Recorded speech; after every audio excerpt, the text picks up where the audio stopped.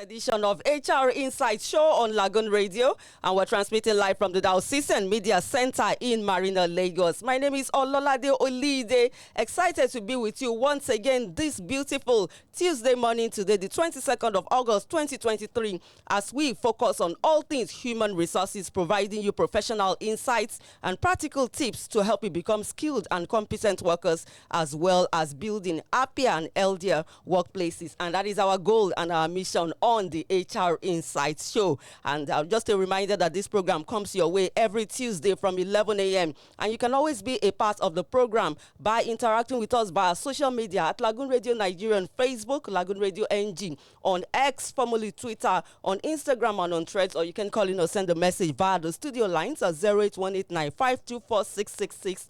08189524666. You can also listen into Lagoon Radio via the following platforms: LagoonRadio.ng. And when you log in into our website, check out all the exciting content we have for you. Catch up on any of the shows that you may have missed, and also participate in our top 10 countdown. That's our musical chart. Remember to use the green arrow to vote up and red to vote down for your favorite songs. And we'll have the results on our afternoon drive show on Mondays from 1:30 p.m. You can also access Lagoon Radio via the following platforms on your smartphone devices, on Alexa and Amazon. And just by giving a command, say, Alexa, play me Lagoon Radio. You'll be live and direct with us right here in the studio. Or for your own convenience, download the Lagoon Radio app. It is available on Google Play Store for Android phones. We are also on iOS so that you can listen to us all day, every day. The best gospel songs, the best inspirational, educational, and entertaining programs that we'll have right here for you on Lagoon Radio. And don't forget, always spread the word. Tell a friend to listen in to Lagoon Radio. Welcome once again to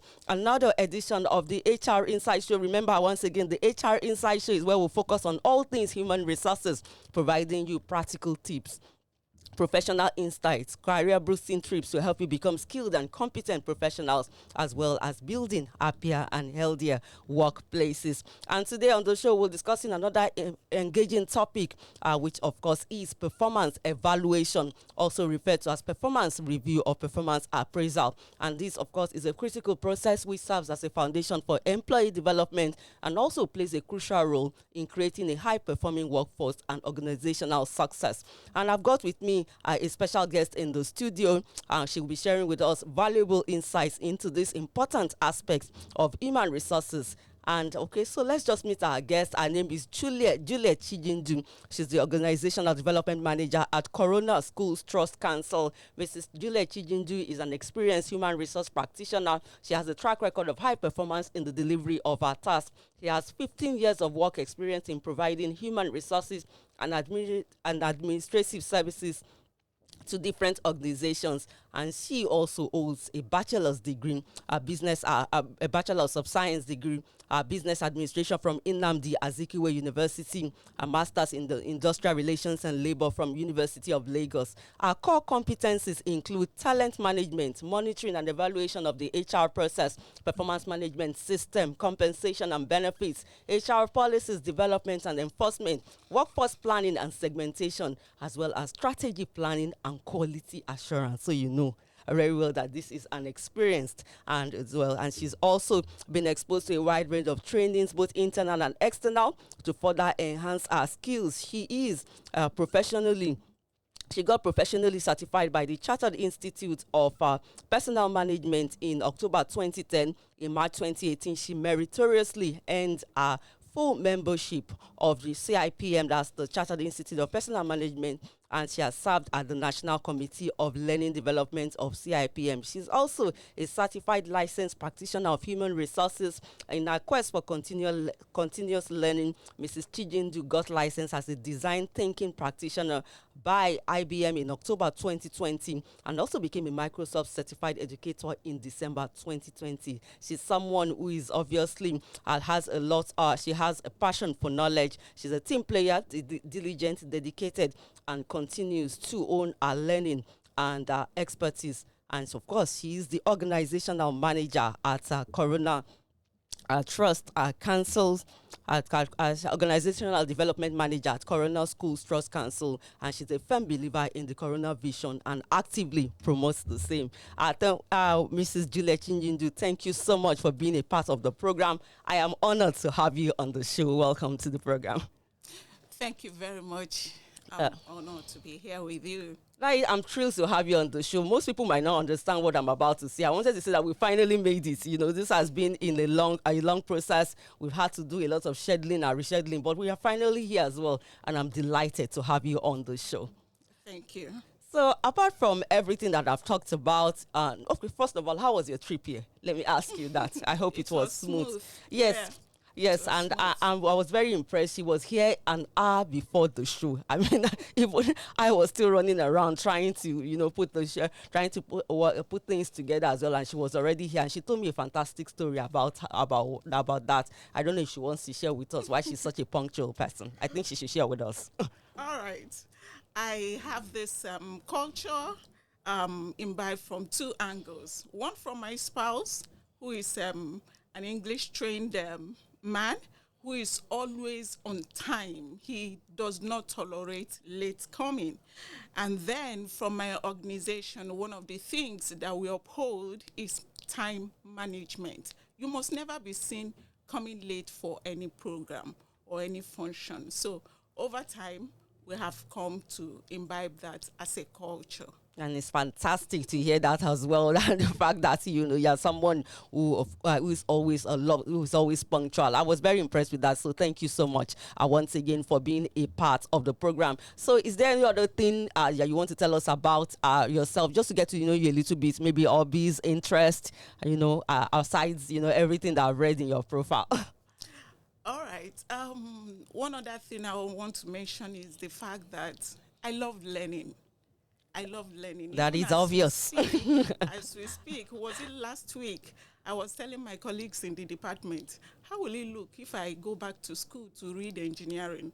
Wow. Because I'm married to an engineer, and sometimes when I see the way he fixes things, I'm moved, I'm impressed, and I want to learn more. And my colleagues were saying, is it not you? You can always go back anytime. So it's one thing I like doing. And I happen to be working in an organization where lifelong learning is part of our vision, it's part of our mission statement, and over time that has become part of me as well, as someone who has stayed over a decade, going to 2 decades now. So it has become part of me. Wonderful, wonderful, wonderful, wonderful. So there is an engineering degree in the future. Maybe we'll have you. I encourage you to go for that engineering degree, and then we'll have you on the show. Come and do something. Come and tell us all about it. Thank you so much as well. She's, like I said, she's an experienced human resource practitioner. She's got over 15 years of experience experience in providing human resource and administrative services to different organizations. So she's bringing a wealth of experience that will help us understand, the intricacies and the significance of performance evaluation. So, like I said, and she's also going to. So I'm eager to learn, and I also hope that all our listeners are eager to learn from our expertise and gain a deeper understanding of the practice of performance evaluation. So let's just get straight. We have a lot to cover, ma'am. So let's just get straight to business as well. So let's start with the basics. What is performance evaluation, and why is it important to organizational success? Okay, as much as possible, I would like to use a layman language in this session because I do know that there are some people who may be listening to this and who had never worked in an organization, so they are not familiar with the word performance evaluation or performance appraisal. So in a layman term, I would describe it as a process of setting a personal or corporate goal with a view to reviewing, measuring, monitoring for the purpose of enhancing output by way of the quality or the quantity of the output of employees. And then when we look at why it is important to have performance appraisal in an organization, every organization has come to be an entity, a going entity for that matter. So it has its own targets. it has its own set goals. And incidentally, it will be human beings that would achieve these goals. So in being able to have it in an organization, there are certain things it will provide, because it will give you the platform for feedback, for improvement where you are not doing well, so you'll be able to improve in that area. It will also help the organization to be focused. In other words, you have your activities aligned to your goals. It also gives room for recognition and motivation. Where people are doing well, you give them a pat on the back. This pat may come in form of a written commendation. It may come in form of a gift. It may come in different forms. It's also a period, or it gives a platform where you'll be able to identify the training needs. Where one is not doing well, you'll be able to look at it and ask, what kind of intervention does this person need? Is it going to be a coaching and mentoring intervention, or is it going to be a formal training intervention? It will also be a platform where there is an open communication between the manager and the employee, so that there will be this rapport between the two parties. It will also be a platform where you are able to identify the high flyers in the organization. And for such people, you will have to enrich their job description, make it more robust, so that such people will also be adequately engaged. And of course, from appraisal discussions or documentation, you are able to have data for decision making, perhaps for workforce planning or for resource allocation. There are so many of them. So it's a process that you cannot afford to skip in an organization. Thank you so much. So it's a critical process where organizations, they assess the employees' job performance, their skills, their achievements, and their areas of weakness or strengths as it may be. Yeah. And of course, from there, they will be able to identify areas for intervention if they need formal training as well. So thank you so much. Like you said, it's very, very essential when it comes to contributing or achieving the organizational goals and the mission of the organization. Thank you so much as well. So let's talk about the benefits of conducting these regular performance evaluations within an organization. What are the benefits of conducting these regular performance evaluations? I know you have given us some of the benefits. You've talked about it as well. But what are the key benefits of conducting these regular performance evaluations within an organization? Yeah, some of those key benefits include the fact that there is need for feedback. Feedback is very key in performance appraisal. So you are able to give a feedback to an employee on where he or she is doing well and where he or she needs an improvement. And one of the other key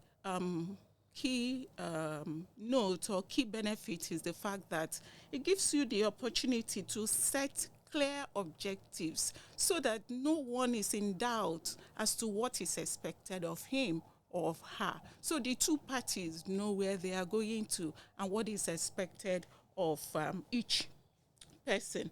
We also talk about the issue of the fact that it gives you record.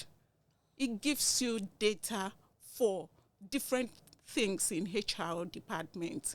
It gives you the data for when you need to do promotion of staff.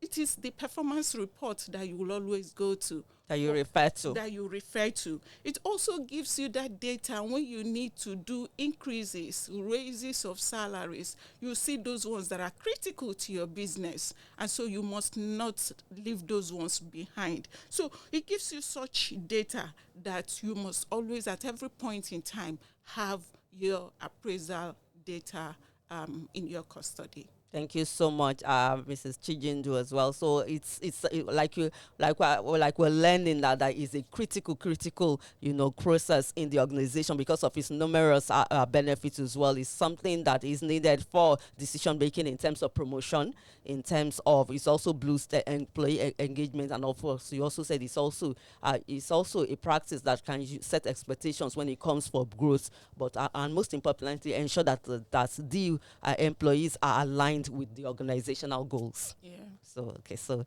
thank you so much as well. So how long is a typical performance evaluation process?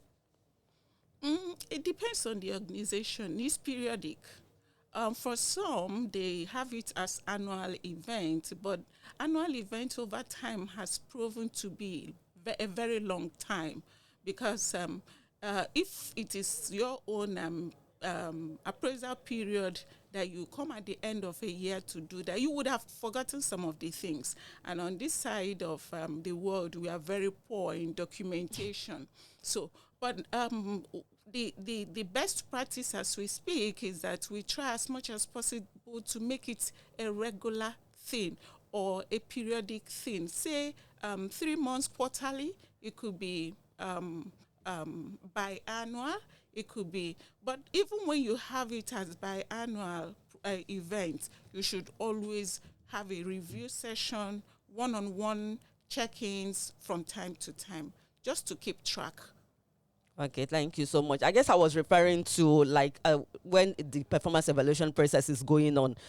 Like, is it 30 minutes? Is it 60 minutes? That's what I'm wondering about, because from everything you're saying, it looks like you have to do a lot when it comes to performance evaluation, like performance review. So that's why I was asking: is it an hour thing, or is it something that has no time limit when you're It's a, conducting this kind of appraisal? okay. It depends on the appraiser. I can tell you the appraiser discussion can go as long as 2 hours, Yes. as long as 3 hours, Oh my. but yeah, or more. But you, as the appraiser, you will be able to consciously manage your time as a resource. In my own case, I could tell you maybe depending on the number of people I have to see in a day, I will say, okay, I will look at this within 45 minutes. And mapping out 45 minutes for one person, I would have just marshaled out the point on what I need to focus on so that we'll keep going. Because it actually talks about the future of people or the career of people. Okay, so it has to be done, done correctly, Yeah. irrespective of the time limit. Yes. Thank you so much for that as well. Well, I've still got with me in the studio Mrs. Juliet Chijindu, a HR experienced human resource practitioner, and she, of course, she is sharing our professional insights on all things performance evaluation, also known as performance appraisal or performance review as well. Let's go for a quick break, and when we come back, we'll talk more. She will be telling us, she'll be sharing more insights on this process of performance evaluation. Stay with us. You're listening to the HR Insight Show on LagoonRadio. This is Lagoon.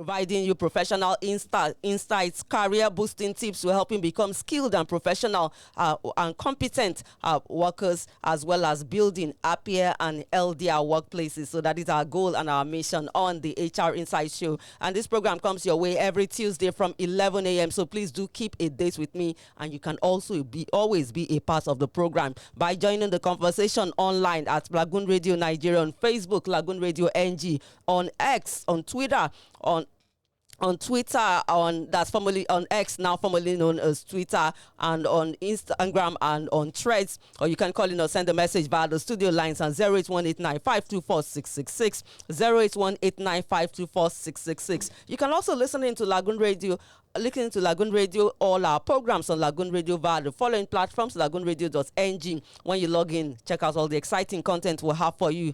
Participate in our musical chart. That's our top 10 countdown. Remember to use the green arrow to vote up and red to vote down. And you can also catch up on any of the programs that you may have missed. You can also access Lagoon Radio via your smartphone devices on Alexa on Amazon. And just by giving a command, say, Alexa, play me Lagoon Radio. You'll be live and direct with us right here in the studio. Or for your own convenience, download the Lagoon Radio app. It is available on Google Play Store, on Android phones. We are also on iOS, yes, for you iPhone users. So you can listen to us all day, every day. Carry us along with you. Just put on your AirPods, your earphone, whatever it is that you use to listen to audio, and listen to the best gospel songs, the best inspirational, educational, and entertaining programs that we'll have right here for you on Lagoon Radio. And don't enjoy all these benefits alone. Remember to always tell a friend to listen into Lagoon Radio. And today on HR Insight Show, we're discussing a very important topic as well, which is performance evaluation, also referred to as performance appraisal or performance review. And I've got with me in the studio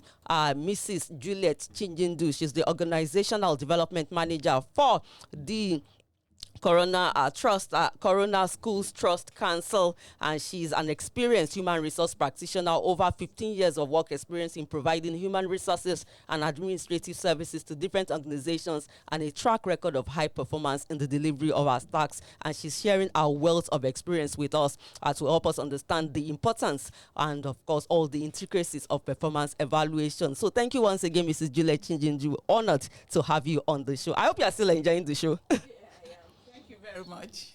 Thank you so much, ma'am, as well. So we'll be talking about performance evaluation. Let's move on quickly to the methods and techniques. So what are some effective performance evaluation methods or techniques that organizations can use for effective performance evaluation?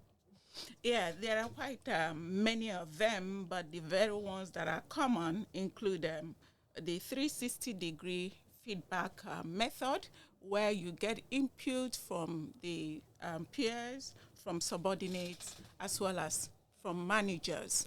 And then we have another method that is called MBO, Management by Objectives. And in doing this, you are meant to actually set SMART goals. SMART goals. As in, when you talk of SMART, S stands for specific, M stands for measurable, A stands for achievable, R stands for realistic, and then T stands for time bound. Okay, and then we have another one that is also called behaviorally anchored rating scales, where you are able to define certain behaviors that you want to monitor or that you want to review in the course of the appraisal discussion. So there are also other ones, but these three are very common. Okay, that is quite a comprehensive list. I like the 360-degree feedback. Like you said, behavioral anchored rating skills, that's BARS, key performance indicators. Yes, am I right? Yeah. Thank you so much. Quite a comprehensive list. So I just wanted to talk about a little bit about this. So performance evaluations, like you told us, you said they are often considered as a tool for employee development. Can you elaborate on this aspect for us? Yes. When you have set a goal, and especially when it is collectively done between the manager and the employee, so it becomes the employee has a level of ownership takes pride in whatever has been set as a goal, and he works on that, or she works on it with every strength he or she has.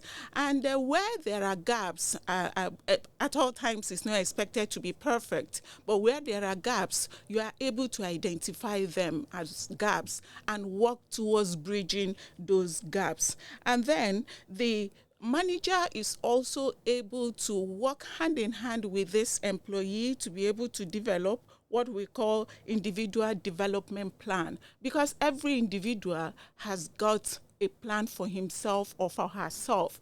But where a manager gives you the necessary support in achieving this, it becomes very smooth, and it becomes key and important. So it's also a situation whereby when you have noticed those gaps, perhaps it could be via mentoring and coaching, it could be via formal training for such a person to overcome those. So when you look at it, you find out that that person will be working on his or her growth. I could give you an example using myself. When I joined initially, I didn't have human resources experience when I joined Corona Schools Trust Council. And at the end of my probation period, I must tell you that I didn't get the level that my manager expected of me.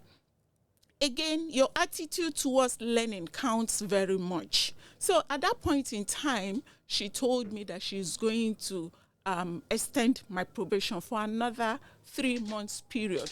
For anyone who doesn't have that attitude of learning, it would have been the end of it. Would have said, this person is witch hunting me. And it would have been a huge demotivation for that employee. Exactly. So for me, I took it as a learning point, a training ground, and I accepted it. And I told myself within the next 3 months, I should be able to improve in these areas that she had highlighted on. And to tell you the truth, at the next discussion, I was confirmed. And today, I can tell you that I'm someone that is reckoned with even in the Human Resources Department. Don't worry about other people. I reckon with you big time. I'm reckoning with you big time. And of course, I'm enjoying everything that I'm learning a lot from everything. But I like what you said about, how important it is, your attitude towards learning. This is mostly, you weren't demotivated. You didn't take it, you didn't take an offense, when those things, were highlighted, some of your shortcomings were highlighted, if I can use the word as well. But of course, it motivated you. And that is one of the benefits, the numerous advantages of performance and performance management, because it also helps you to self-development goals. So you now had goals that you needed to meet as well. So just keeping in line with everything that you have been saying, telling everyone that, look, this is not something that you should be afraid of. This is something that is even critical, even for employee development. Thank you so much. I liked. Thank you so much for sharing that as well. So let's talk about some of the common challenges faced during performance evaluation. So what are some of those challenges, and what are some strategies that you can that one can take, organizations can take to address them? Okay. In looking at or in handling appraisal discussions, there are certain challenges, and one of them happens to be the issue of subjectivity. When someone has a personal bias, and that could actually influence the overall discussion. Okay, so subjectivity is part of the challenges. Another one I will talk about is the one we call halo effect. It could just be one positive impact you had made, or one event you had done that will just overshadow every other thing, that even when you had made some mistakes down the line, it will be overlooked because of that singular action that you had been involved in. Another one I would also like to talk about is the one we call recency effect. Just something that you had done recently, and then it will influence the whole judgment of what had happened during the course of the appraisal. So irrespective of what has been done previously. Yes. So it influences the judgment of that appraisal discussion. And then when there is lack of clear criteria, it also becomes becomes challenging in having appraisal discussion. Okay. And then another, okay. No, just go. No, just go on. Another thing that is challenging is the time that we had talked about earlier. You were asking me whether it's 1 hour or 30 minutes. And then you told me that some of those typical performance appraisals sessions can take up to 3 hours. Yes, depending on your role and what you need to achieve in a particular appraisal period. So time management is also something that poses to be a challenge even in appraisal discussion. And of course, the skill of the evaluators is another thing. It's not everybody that has the skill to appraise people and give them effective feedback. If you come from the attacking point of view, every other feedback you are going to give me will not matter to me. But if you come from the constructive aspect, yes, I will accept it. By coming from the aspect of my strength, these are the areas you have done well.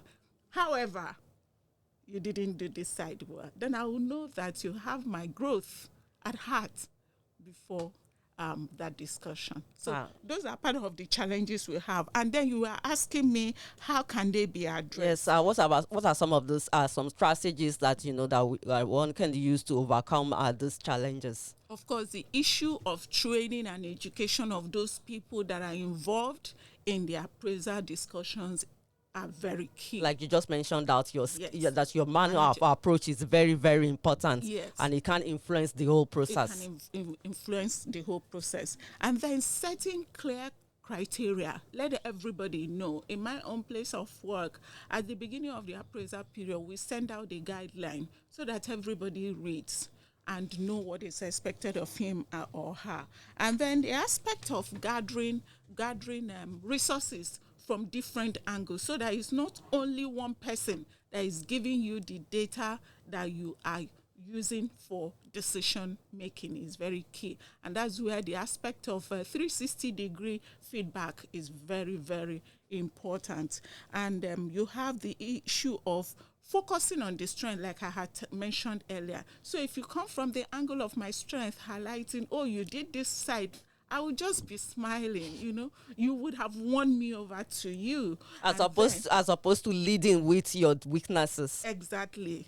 And then we have the issue of also now trying to come up with what we call performance improvement plan, especially for those that are struggling with their task. So when you come up with that improvement plan and with timelines, they are able to see what is expected of them, and then for anyone that is willing to learn, he or she will put in effort. So those are part of the strategies that could be used to address those challenges. Thank you so much. And these are practical, these strategies are truly practical when you talk about, clearly defining the evaluation career, talking about training of the evaluators themselves so that they can have the right approach. And that whole process can be a positive one and a value-added one for both employees and, of course, for the organization as well. Yeah. And then, of course, you talk about the fact that it's also important that you talk about bias awareness training. They also need to be trained as well. Mm-hmm. Very important that we'll talk about. Let's talk a little bit more about bias. So how can we ensure fairness and objectivity, when we're during the performance evaluation process, and also to ensure that it's in alignment with organizational goals? I would like to start from the aspect of setting clear objectives. I tell you something that we adopted in my department. At the beginning of the week, we ask ourselves, what are the things on your desk? And each person gives himself or herself, says it out. These are the things I have. And we put marks to them. At the end of the week, we are asking ourselves, in fact, in some cases during the review, my colleagues themselves are the one that will say, I know I haven't done it, so it's 0. So we had already set the clear targets. We had set the clear objectives. And then the aspect of consistency. Let the standard be known to everybody So if I have a rating of 1 to 5, then I know that, yes, if I do this bit, I will be scoring this. If I do this level, I know I will be scoring this. So it's very key. And the aspect of documentation, let's learn to be documenting some of these things. The records will always speak for themselves. But a lot of times we go giving verbal instructions, and then at the next time you are coming to discuss, you would have forgotten what he has said. So it's like starting over again. There is nothing to build on. There is nothing for you to extract information of that will serve as a foundation for the next session. Yes, exactly. And then what we call the feedback loop. Let there be a provision for the employee to give his or her own perspective is very key. So we will know whether we are on the same page or this person is not buying into what you are saying. It helps. Thank you so much as well. Thank you for sharing that as well. So let's move on to the critical aspect of giving constructive feedback. How should HR professionals handle these difficult conversations and feedback during performance evaluations? Again, this is another critical part that needs to be handled very carefully. Then in this, we have to start by the being specific. What was the action that I did wrongly? Say that action, not to attack the individual, not to attack the personality. But just to highlight. Be specific, talk about those things. And then keep it private. Not in the midst of my colleagues, you are telling me, this is what you did wrong. I would feel demoralized.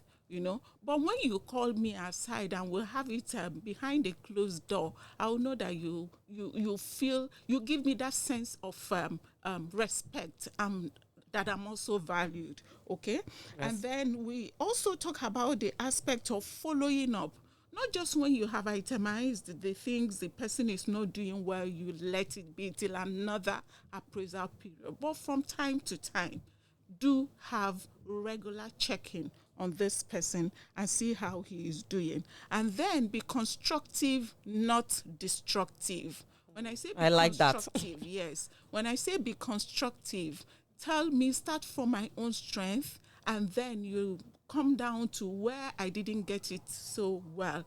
And not to start, this thing you did, it will land you here, it will land you there. You are coming from the form of attack, and that will not be well received. And then finally, give also room for self-reflection. Let the individual have a self-reflection. You'll be amazed at the kind of points they will be coming up with. Okay, thank you so much. So be constructive, not discursive, and also get the perspective of the employee who is at the center of this performance evaluation process as well. Yeah. Thank you so much for sharing that. So, and I came across a study, and I wanted to ask this, that, everything that you have said makes it sound so good, but I sampled some opinions before I came on the show. I wanted to know what people thought about the process of performance evaluation, and it's according to most people, according to a Gallup study, only 14% of employees strongly agree that their performance reviews inspire them to improve. And on the other hand, and a Harvard Business Review survey also revealed that about 42% of the employees, they feel that their company's performance review process is not accurate in assessing their work. So this suggests that a significant portion of employees, they may detest this process due to perceived inaccuracies. In fact, the word I saw was that it was universally despised or detested, if you like to use the word as well. So how can we make this a more appealing process to ensure that employees, they embrace this performance evaluation process in their organizations? In this instance, again, we look at the bit of being specific. Being specific is such that the two parties would actually know what. Yes, I do know that in our own, especially even in our own side of this of the world, we see it as a judgment day. The day that somebody will remember every bad thing you have done. But if ab initio we had started by being specific and having clear objective, I tell you, even as I am in your studio, I have my own target for the year. signed off by myself and my manager. Fantastic. So it is always pasted at my back in the office. So at every point in time, I'm looking back to check how many of these things have I achieved, have I done. So we need to be specific. We need to have that clear objective set from the beginning for the two parties to understand. Let there be clear understanding. And then let also have this listening ear, so that we'll be able, the manager listening to the employee, so that we'll be able to hear their own perspective. We'll be amazed that at the end we will just have a more mutual understanding of what is expected of us.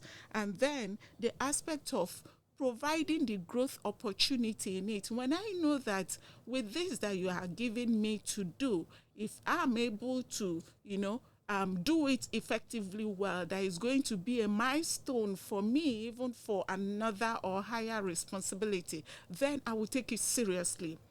Okay, thank you so much as well. So let's talk about the employees themselves who are in this, who are, of course, they are a critical piece when it comes to this performance evaluation process as well. What role does self-assessment play in performance process, and how can employees even, how can they effectively even prepare themselves for these performance evaluation sessions? It all has to do with you preparing yourself as an individual and see it as a learning ground.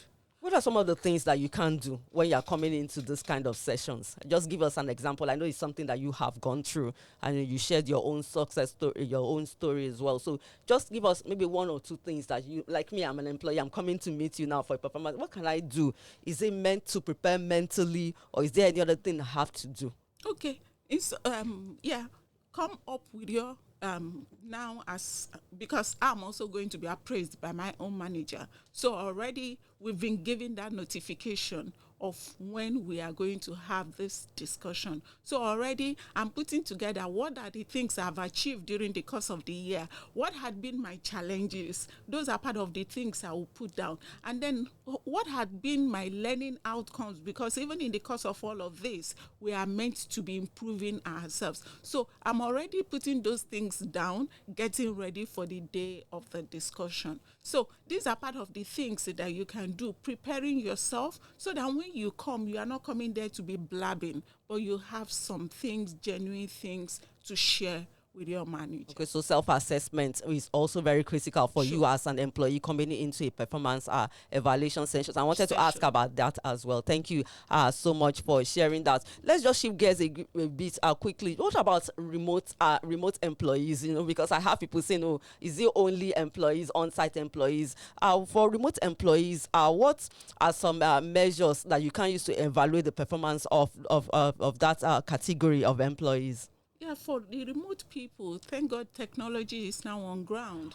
In 2020, we had to conduct our own appraisal discussions virtually by the use of Teams. So, but what we made as part of our guidelines, we have set up some guidelines that we sent to all staff members. So we encouraged everyone to be in a private environment, in a noiseless place, and then it has to be a video session. Okay, it has to be a video session. It has to be a video session because the body language as well tells a lot. So those are part of the things that that evaluators are also assessing during that period. Thank you so much. Yeah. Okay, so it has to be technology driven tools. Yes. It has to be like you said, it has to be a video sessions as well. So and then the video conferences. The manager has to be attentive as well, listening very attentively. Okay, so it's true. So you're doing so much at the same time while assessing. Yes. You're also listening. You're watching body language. Mm-hmm. All of that will, of course, play a role in your own assessment. Very, very interesting as well. Very interesting to say that. So, just one last question. Let's talk about how organizations can ensure that these performance evaluations are ongoing and continuous process rather than an annual event, because you mentioned that it's something, because from everything that you said, this is something that is very, very critical, and I'm learning from it that is even for the employee is for your own good, because you can't just be working and be thinking that maybe you are doing a good job, and you won't even know. There's no feedback whether you are giving quality or not. So this is a critical process that, of course, that benefits not only the employee but the organization itself as well. So what steps can organizations take to ensure that these evaluations are ongoing, is a continuous process rather than making it, like you said, an annual event? Yeah, the first thing we start from the beginning, which has to do with setting a clear goal or the objective that the two parties understand, and everyone is working towards that. And then there should be transparent communication.